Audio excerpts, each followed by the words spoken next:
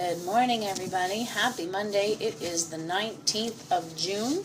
Here we are in the office. I am Coach Melissa here at Cottage Fit Body Boot Camp, and this is another edition of Nutrition News, something that we do every Monday around this time, discussing issues that our members want to learn more about or our followers want to learn more about. And today the question is, what about artificial sweeteners? What can you tell me? What can you tell us about artificial sweeteners? So I'm happy to dive into that topic a little bit. Before I do, I'm just going to give a shout out to our two Rockstar members, Susan McPhee and Joanne Salverda, who on Friday night were in here doing Fit Ranks. They did Fit Ranks, Joanne did level 3 and Susan did level 4. That is an optional fit testing program that our members have the option completely free to participate in. There's 7 or 8 different levels of this Fit Ranks fitness testing program. Joanne conquered level 3 and Susan conquered level 4. So congratulations to both of you ladies. Pretty inspiring, pretty awesome to watch. That was this past Friday. This week, another full busy week in the gym, so we're going to get started right now talking about artificial sweeteners. So I'm going to talk about 3 in particular, 3 sweeteners.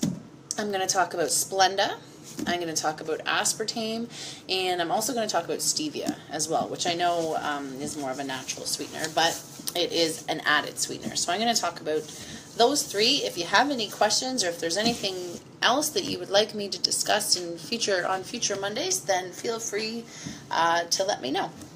All right, so when it comes to sweeteners, we've got pretty common one is Splenda. Another one we hear a lot about is aspartame. And we hear a lot of bad stuff about these, right? A lot of people think Splenda's pretty bad, or a lot of people think aspartame can cause cancer.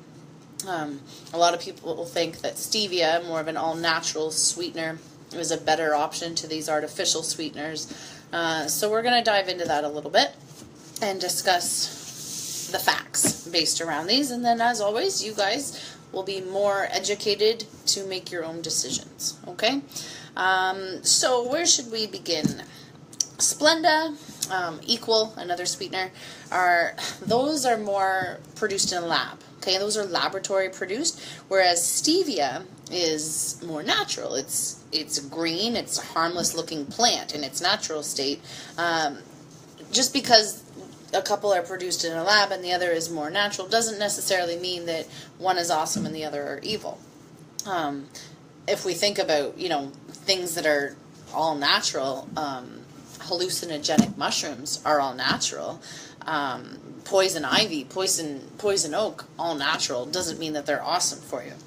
I don't think too many of you would argue that sometimes things that grow in the ground or things that are all natural organic materials still come with their issues and aren't necessarily 100% safe or a good idea for you. So instead of making up your mind based on just natural versus artificial, let's talk a little bit about stevia first of all, and then Splenda and aspartame as well.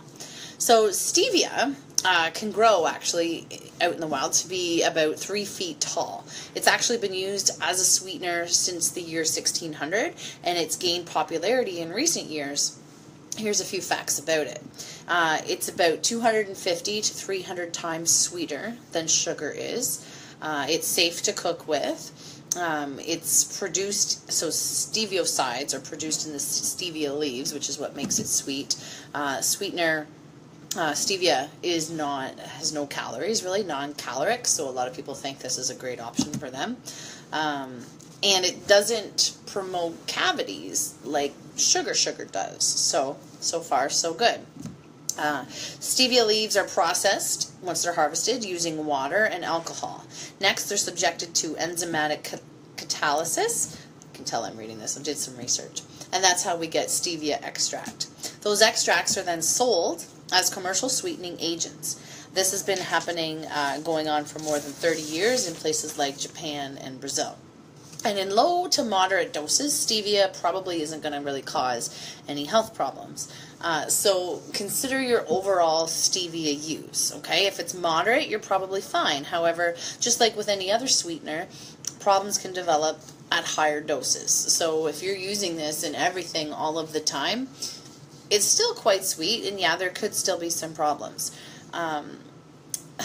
There's no research saying that you need to fear or, be scared of stevia by any means, but nor is there really any research saying that it's necessary for your body or that it's overly helpful for your body. Okay, a little bit of it each day in some tea and some coffee, maybe your oatmeal, maybe a protein shake, maybe your Greek yogurt, is probably fine.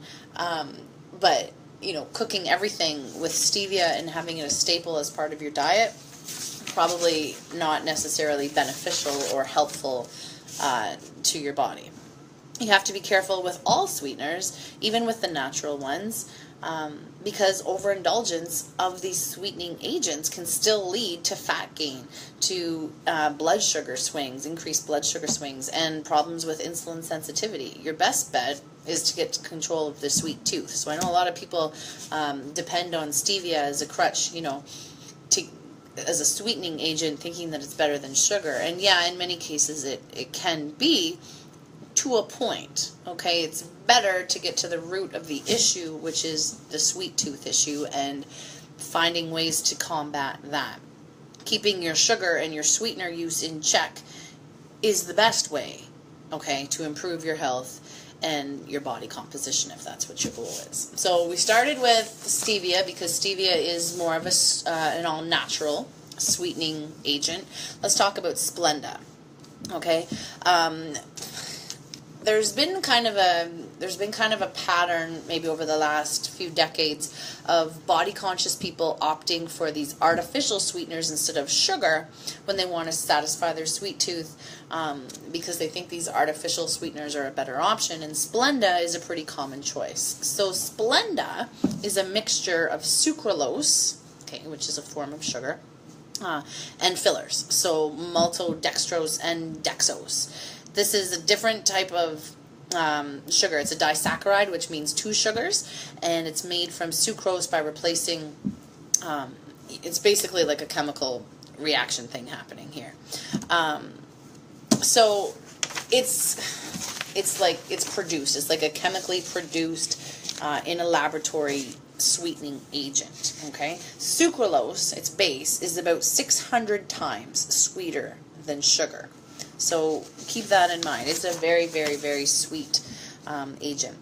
So there's been research studies done, plenty of them, examining the safety of Splenda, but mostly, and I will say mostly in animals. Okay, so I'm going to go over the results of this study examining the safety of Splenda in the gastrointestinal tract of rats. So no, this was not done on humans. This was done on rats.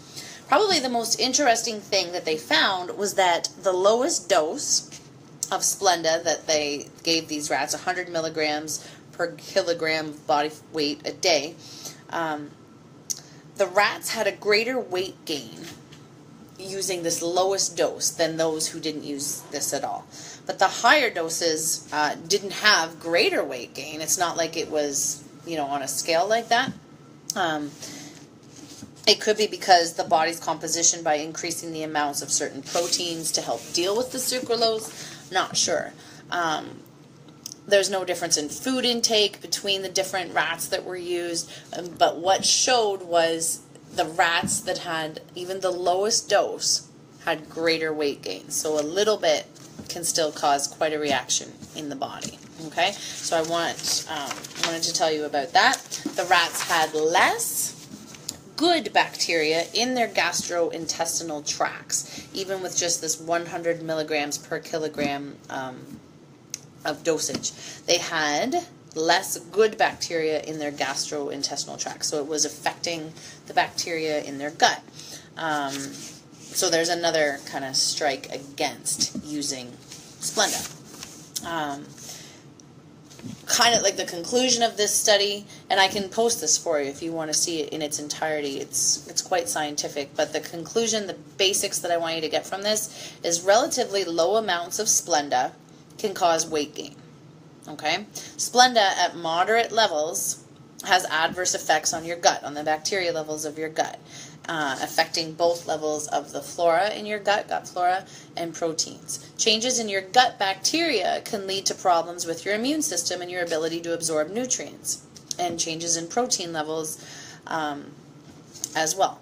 So you might be getting rid of more foreign chemicals in your body, but there are cases when this is a bad thing. Say you're undergoing some sort of treatment, for example, a cancer treatment, or you're taking antidepressants. Your body's going to remove the drugs you're taking more quickly, making the drugs less useful because of the differences in the bacteria in your gut.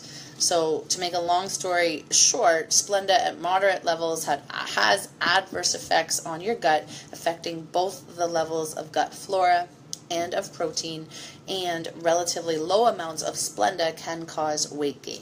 If you have digestive issues or problems losing weight, or if you're taking any type of medication, then the recommendation of this study is to stay away from sucralose and Splenda. If you're pregnant or you're breastfeeding, steer clear of Splenda as well, just to be safe, okay? If you don't fall into these categories and you feel the need to use this, use it sparingly. Don't depend on it as a crutch, realizing that it is going to change the makeup of your gut, and it can lead to weight gain the more often that you use it. Okay, so I hope that makes sense.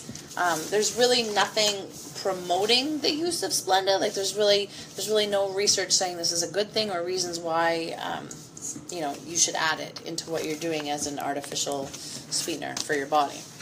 And then a pretty common sweetener that a lot of people talk about and a lot of people have a lot of opinions on is aspartame. So aspartame is most commonly found in Diet Pop, right? Diet Coke, Diet Pepsi. And when it started, these beverages were sweetened with saccharin, okay? And that was designed for people with diabetes, not for people limiting sugars and counting calories. So we're going to talk a little bit about aspartame specifically in these diet sodas. It's an artificial sweetener. It's composed of aspartic acid and a whole bunch of other chemicals that don't naturally occur, so things that have been specifically created. Hi Sylvia, good to see you on this page today. Now, aspartame exceeds table sugar sweetness by 200 times. Okay, so it's 200 times sweeter than table sugar. The sweetness, it still contains 4 calories per gram, as does regular table sugar, and so this intense sweetness allows much less of it to be used in diet soda. So it looks like there's a lot less sugar. When you're comparing the nutrition labels, it will look like there's a lot less sugar, but you have to remember that it's sweeter than sugar, 200 times sweeter than sugar. Okay, so a lot of people don't understand that it looks like there's less sugar, but aspartame itself is already 200 times sweeter than table sugar is. After you swallow some diet pop, let's say some diet soda, aspartame makes its way to your small intestine, where it's broken down into its components, aspartic acid and these different chemicals. These substances can then enter the blood. These substances can accumulate in the bloodstream, but it's difficult to predict how these high doses of chemicals will react. And there's been studies done on different animals and research done on them, and they all kind of metabolize it differently. The different animals do. Methanol, which is also part of this, is further metabolized into formaldehyde and formic acid within the body. So, but to be fair, just remember that we also get methanol from figs and from orange juice along with other foods. We get formaldehyde from things like apples and carrots and coffee. Acidosis can occur when significant blood levels of this formic acid. So, again, being aware of what you're putting into your body and how your body processes it and how your body handles it. Research in animals provides evidence that aspartame has a strong cancer-causing and brain damage potential, with the dosage tested approximately, I misread that. Human research shows that consuming 2 to 100 milligrams of aspartame could influence your cognition and your behavior.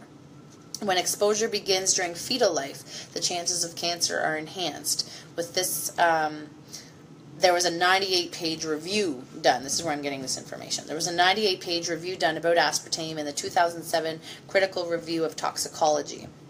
The review indicates that the more aspartame you consume, the greater potential for your health to go awry. In saying that, Aspartame has 92 side effects listed by the Food and Drug Administration, and use by pregnant women and young children is discouraged.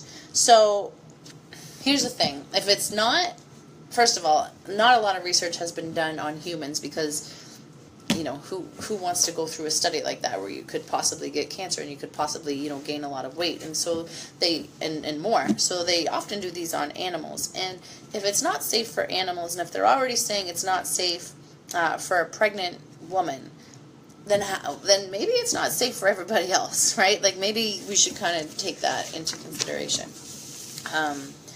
Those who tend, when we talk about sweeteners and sugar and, you know, aspartame and all these things, those who tend to overeat seem to use or crave more, a greater amount of artificial sweeteners and pop and stuff like that.